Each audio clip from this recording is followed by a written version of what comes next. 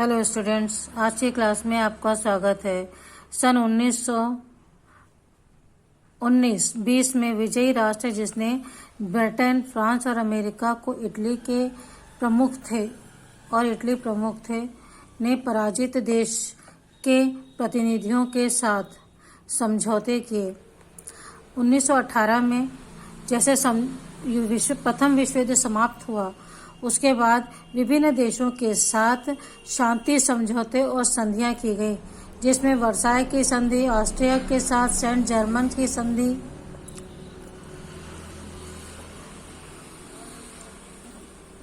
ट्रियानन संधि, तुर्की के साथ सेर्वे की संधि और बुल्गारिया के साथ न्यूली की संधि, इस प्रकार अनेक संधियां की गई, जिसमें सबसे प्रमुख थी वर्साई की संधि।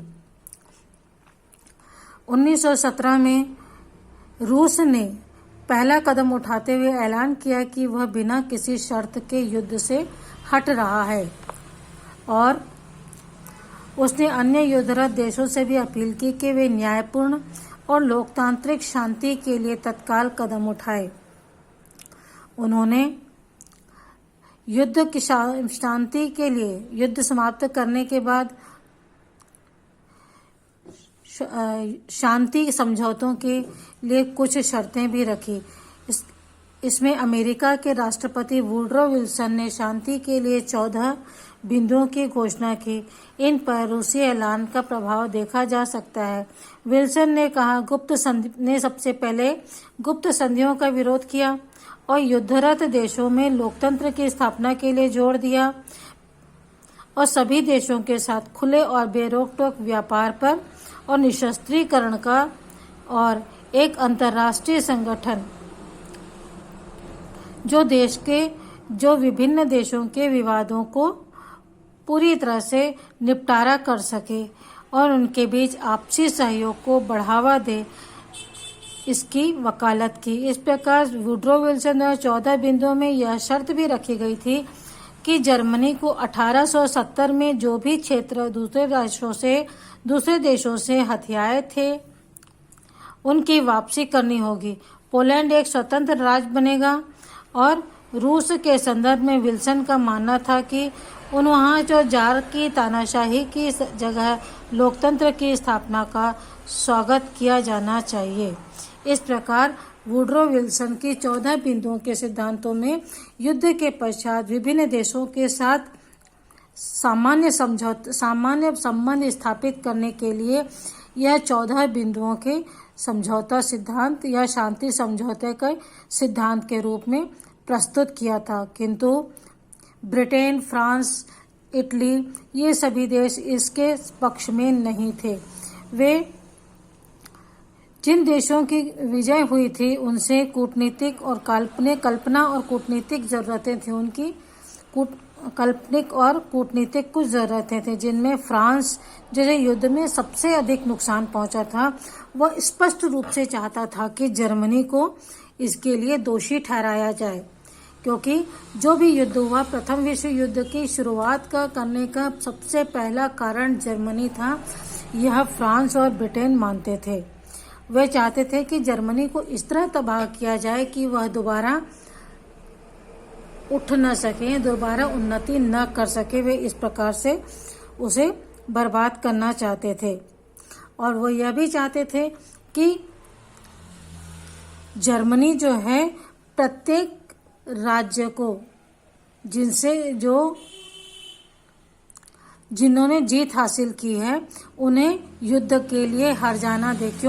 क्योंकि वह जानता था, ये देश चाहते थे कि जर्मनी पूरी तरह से तबाह हो जाए, बर्बाद हो जाए, ताकि वह दोबारा इस प्रकार के युद्ध की संरचना या दूसरे देशों पर इस प्रकार आक्रमण न कर सके।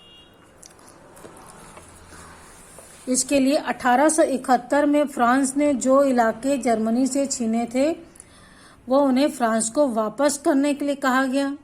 इस तरह फ्रांस में दोहरी क्षति जर्मनी को दोहरी क्षति पहुंचाना चाहते थे, ताकि वह कभी भी फिर से सर न उठा सके। ब्रिटेन भी जर्मनी को सामरिक तौर पर कमजोर करना चाहता था, लेकिन आर्थिक तौर पर कमजोर नहीं करना चाहता था, क्योंकि वह ब्रिटेन के अर्थव्यवस्था सुदृढ़ क्योंकि वो चाहता था कि जर्मनी की अर्थव्यवस्था सुदृढ़ हो ताकि ब्रिटेन उससे व्यापार कर सके। सामरिक दृष्टि अर्थात उसकी सैनिक शक्ति जो है उसे नष्ट करना चाहता था।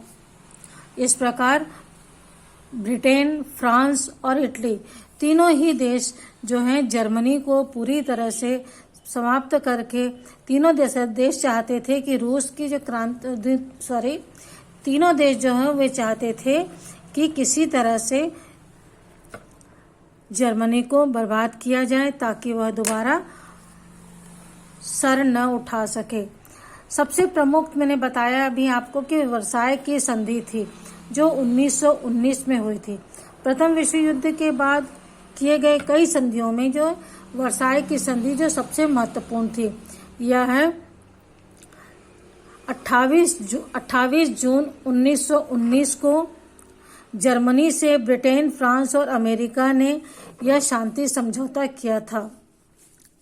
इसकी कई शर्तें ऐसी थी जो जर्मनी को मान्य नहीं थी, लेकिन फिर भी उसे जर्मनी को यह धमकी दी गई कि अगर वह उन्हें नहीं मानेगा तो ये तीनों देश मिलकर के उस पर आक्रमण कर देंगे, और इस प्रकार जर्मनी को विवश करके इस संधि को स्वीकार करना पड़ा और इस पर हस्ताक्षर करने पड़े। जर्मनी के साथ की गई इस वर्साय की संधि में कि क्या प्रमुख शर्तें थी इसे देखते हैं। इस संधि में जर्मनी और उसके सहयोगियों को युद्ध और उसके दूसरे देशों को हुई हानि के लिए जिम्मेदार ठहराया गया और उसकी क्षतिपूर्ति के लिए जर्मनी पर हर्जाना भरने का दायित्व भी रखा गया। और यह तय किया गया कि जर्मनी 66,000 लाख पाउंड राशि किस्तों में फ्रांस को देगा। फ्रांस बेल्जियम और ब्रिटेन को तब तक देता रहेगा जब तक कि यह राशि पूरी समाप्त अदा नहीं हो जाती है। लेकिन कुछ अर्थशास्त्रियों ने और लोगों का, कुछ राजनेताओं का भी मानना था कि यह राशि इतनी अधिक है कि जर्मनी इतनी अधिक राशि, बड़ी रकम जो है उसे अदा नहीं कर पाएगा। कई वर्षों बाद जब यह स्पष्ट हुआ कि जर्मनी इतनी बड़ी राशि नहीं दे सकता है, तब उस राशि को कम करके 20,000 लाख पाउंड किया गया। दूसरी शर्त थी, जर्मनी ने युद्ध में जितनी भी जमीन पर अधिकार जमाया था उन्हें उन देशों को वापस देना तय हुआ, जैसे बेल्जियम और फ्रांस। इनकी जो भी जमीन उन्होंने हथियाई थी वह जर्मनी इन्हें उनकी जमीन वापस करेगा। तीसरी शर्त थी, सन 1871 में जर्मनी द्वारा फ्रांस से छीना गया अल्सास और लॉरेन नामक क्षेत्र फिर से फ्रांस को लौटाया जाएगा। इसके अलावा फ्रांस की जो खदानें थी जिसको नुकसान पहुंचाया गया था उसकी भरपाई के लिए सार क्षेत्र, यहाँ का औद्योगिक क्षेत्र है सार, ये है सार, नक्शे में ये क्षेत्र है सार। इस क्षेत्र को के खदानों को उत्पादन के लिए 15 वर्षों के लिए फ्रांस को सौंपा गया। फ्रांस की खदानों को जो नुकसान पहुंचा था उसकी भरपाई के लिए जर्मनी की सार क्षेत्र की खदानों को 15 वर्षों के लिए फ्रांस को सौंपा गया, ताकि फ्रांस जो है अपने नुकसान की भरपाई इन खदानों से कर सके। इसके पश्चात अगला है, पूर्व में जर्मन साम्राज्य के एक बड़े हिस्से को काटकर नवगठित पोलैंड शहर का निर्माण किया गया था। जर्मनी के एक हिस्से को काट करके पोलैंड देश का निर्माण किया गया था। पोलैंड देश में मिला दिया जाए। जर्मन साम्राज्य के एक बड़े हिस्से को काटकर नवगठित पोलैंड देश में मिला दिया गया। इसका परिणाम यह हुआ कि जर्मनी के पूर्वी हिस्से बाकी जर्मनी के अलग थलग पड़ गया। दोनों हिस्सों के बीच एक डेंजिंग पट्टी थी। डेंजिंग पट्टी है, यहाँ पे बताती हूँ मैं आप लोग को। इसमें ये है डेंजिंग पट्टी, यहाँ पे ये। इस डेंजिंग पट्टी को किसे दे दिया गया? फ्रांस को दे दिया गया, ताकि पोलैंड को दे दिया गया। इस डेंजिंग पट्टी को पोलैंड को सौंप दिया गया ताकि इसकी समुद्र पर पहुंच बनी सके। यहाँ समुद्र है, इस समुद्र पर उसकी पहुंच बनी रहे। इस प्रकार उसे पोलैंड के इस हिस्से को काटने से जर्मनी जो है दो हिस्सों में बढ़ गया। एक ये जर्मनी, एक इधर जर्मनी।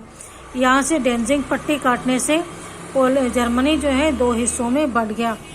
इस प्रकार जर्मनी साम्राज्य की भूमि का लगभग 65,000 वर्ग किलोमीटर की जमीन जो है वह दूसरे देशों को, जर्मनी से काटकर दूसरे देशों को दे दी गई।